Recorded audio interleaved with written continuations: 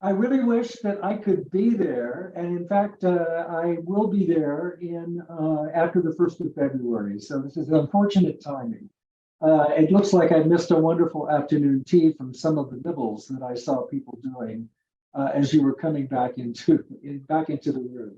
Let me say also what an honor it is to be on the same panel with Linda and Ross, two scholars whose work has been tremendously important to me. The more exact title for my talk today is Shakespeare. Let me just frame this here. Would be something like the ecology of Shakespeare's burthens and refrains. So let me share my screen.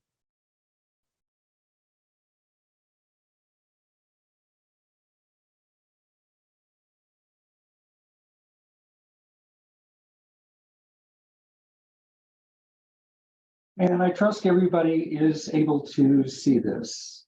Yes? Okay, so what we're looking at here is a page from Act 1, Scene 2 of The Tempest from the first folio. And I'm inviting us to look at this phonographically. That is to say, to look at it with an eye toward the writing of sound, and particularly the writing of song. So I invite us to look at the visual cues here to sounds, both speeches and song and other sounds. And I would call your attention to, with respect to song, to the use of an explicit label, song, full stop. I would call your attention to the emphatic indentation of song text,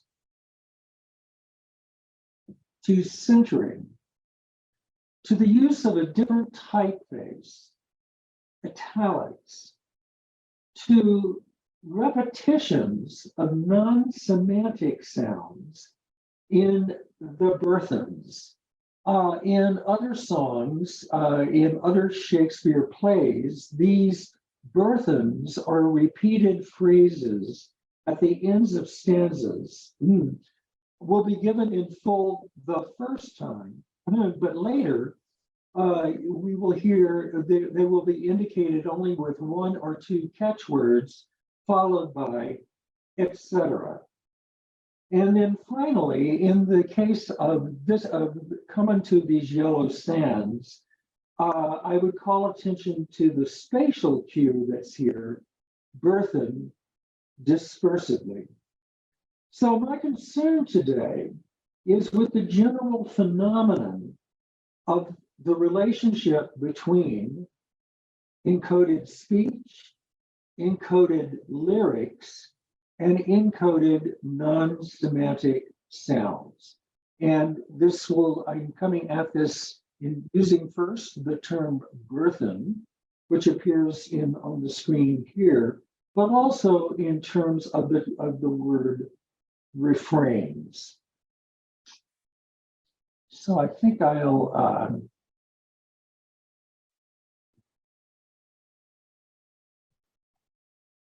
just de-share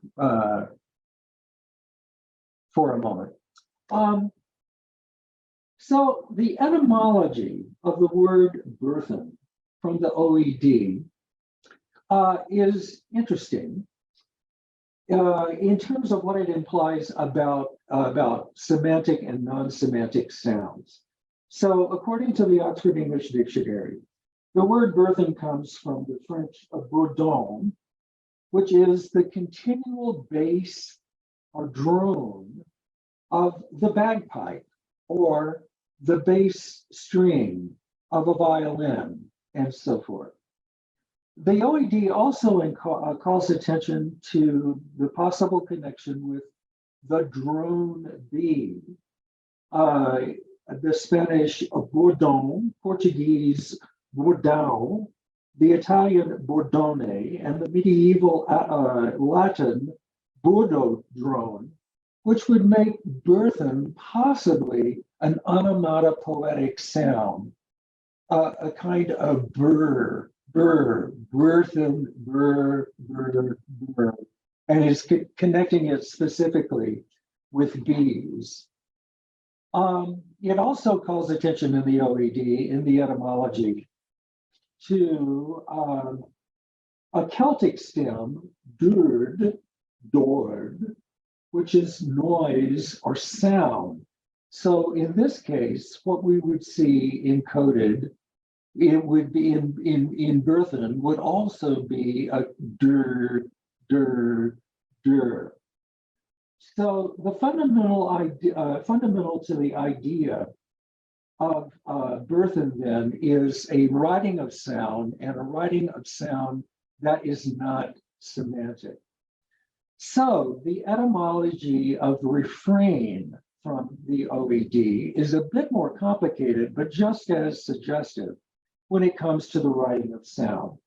Once again, the word refrain is derived from French, and specifically from Old French, or perhaps from Old Occitan.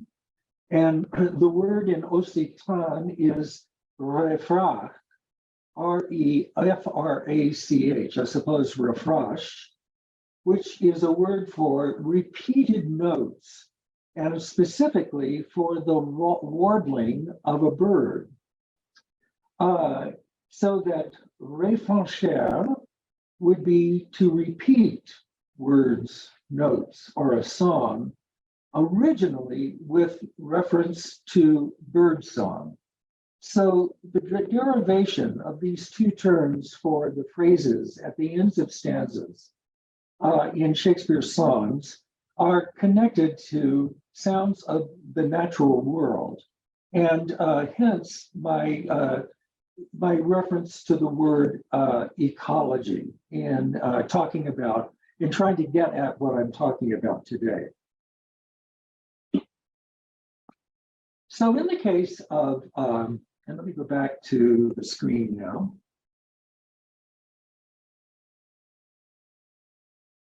In the case of common to these yellow sands, the burthen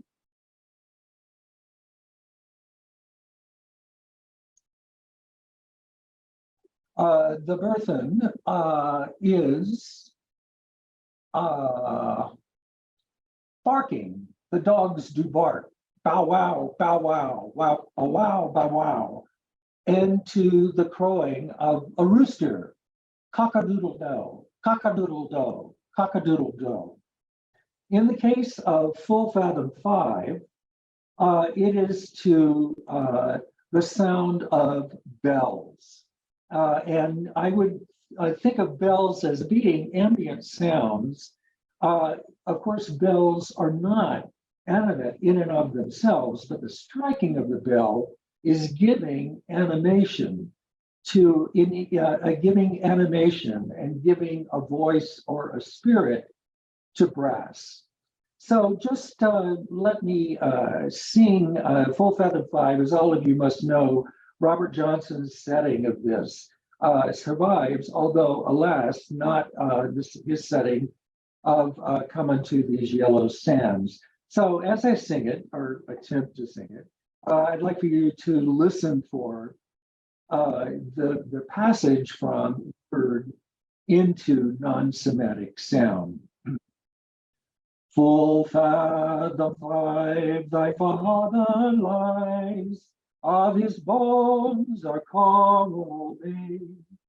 Those are pearls that were his eyes, nothing of him that doth fade.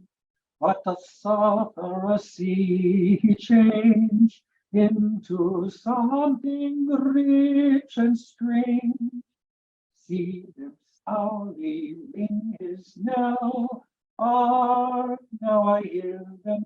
Hark, now I hear them. Ding dong bell. Ding dong bell. Ding dong bell.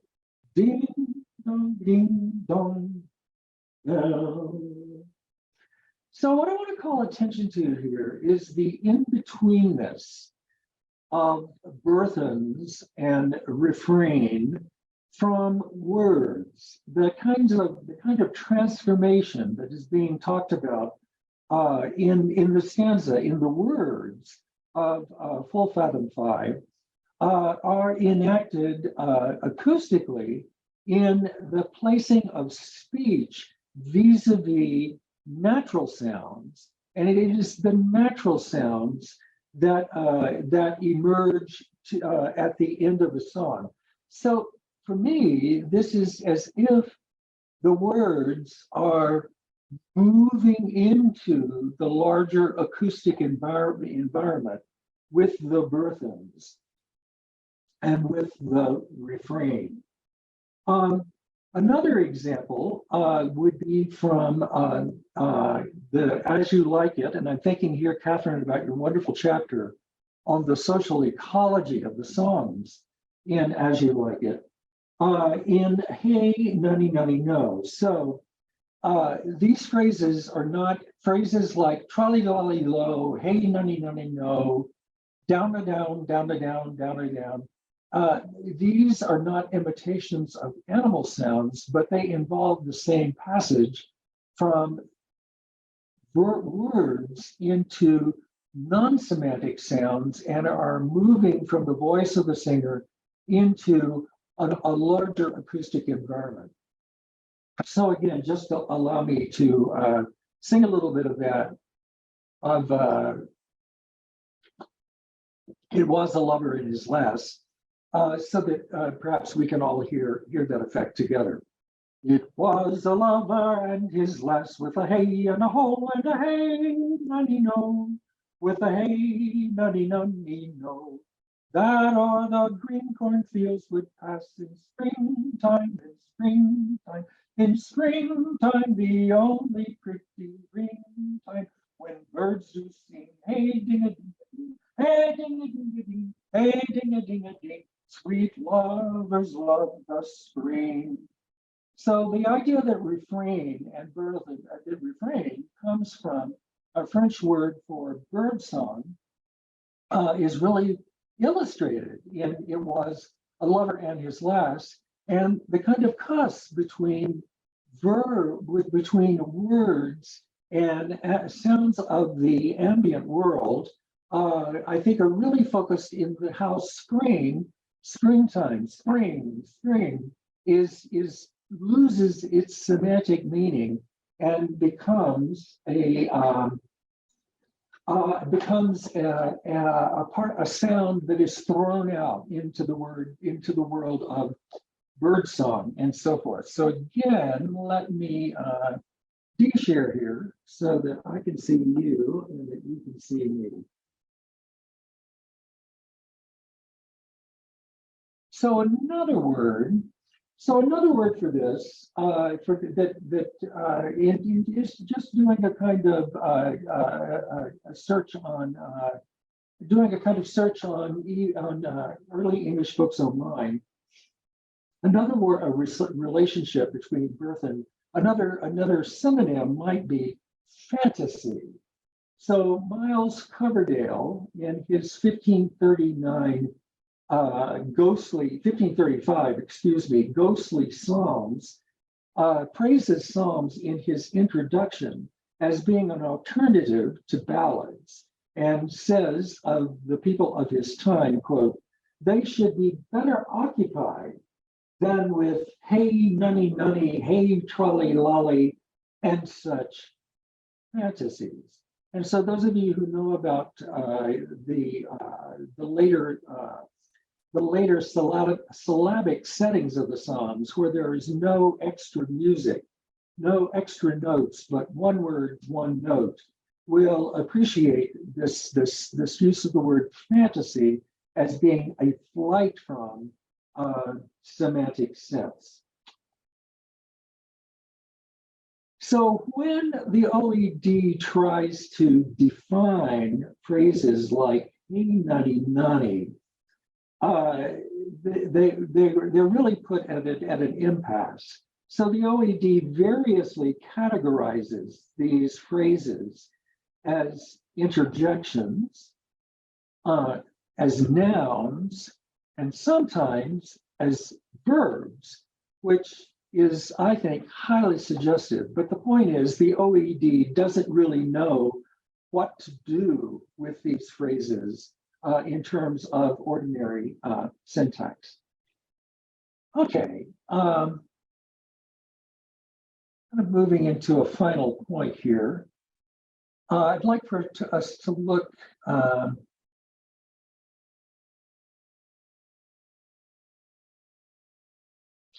okay, and so what you see here is a page from John Taylor, the water poet. And anybody who knows his work will know that rhyme and repetition are often more important to John Taylor than sense, and hence his kind of third tier reputation. But John Taylor, this is a book of epitaphs that he wrote for his friend, Thomas Coriat, who, after walking to Venice and back and writing a folio-sized book about it, that was published with GoFundMe, essentially, from his friends, including Ben Jonson. He made a trip to India, and word came back that he had drowned. So Taylor wrote a series of epitaphs for him. And what you see here is a death song written in the utopian terms. So we're talking here about the poem that is on the right. And this has been credited in recent work as being one of the earliest examples of nonsense poetry. So I'm just going to read a little bit of this text that's on the right. Norton Bloom, Kalamakwash, Ustulian, Quashte, Barashte, Scribuke, Washte, Selusbe, Prabarushte, Gorekisons, Turke, Pafe, Zooms, Jerusalem, Neptus, Eshel, Eolors, Interences, Zozoloshir, Confola, Ombotade, Breshkenotum, Timpanoia, Omulus, et Ushte, Paralascus, Toletan, Umbra.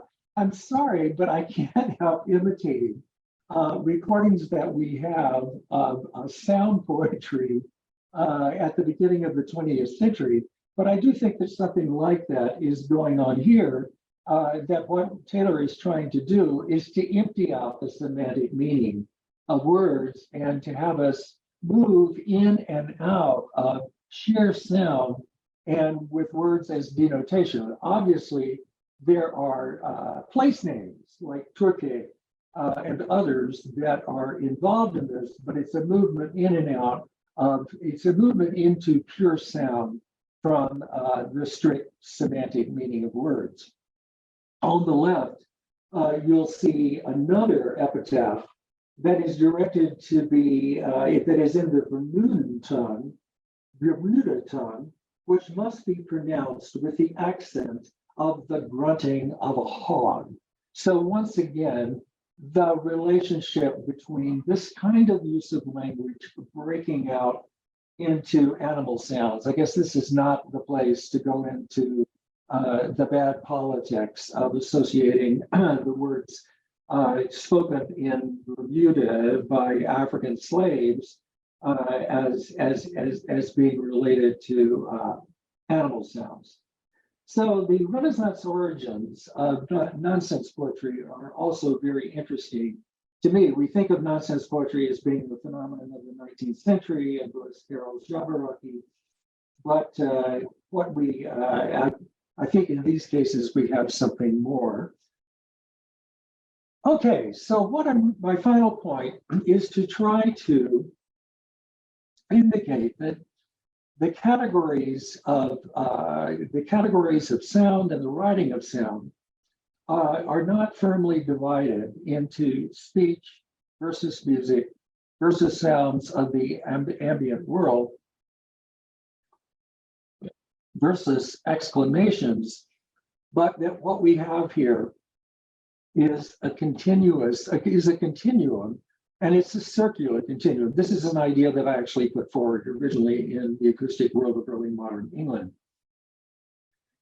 But for the purposes of this paper, what I want to emphasize is that burthens and refrains, with their fusion of speech, sounds of the ambient world, and exclamations like, oh, trolley-dolly-lo, hey, nunny, nunny, are perfect examples of the continuities of moving around this circle. So, thank you. Thank you for your attention.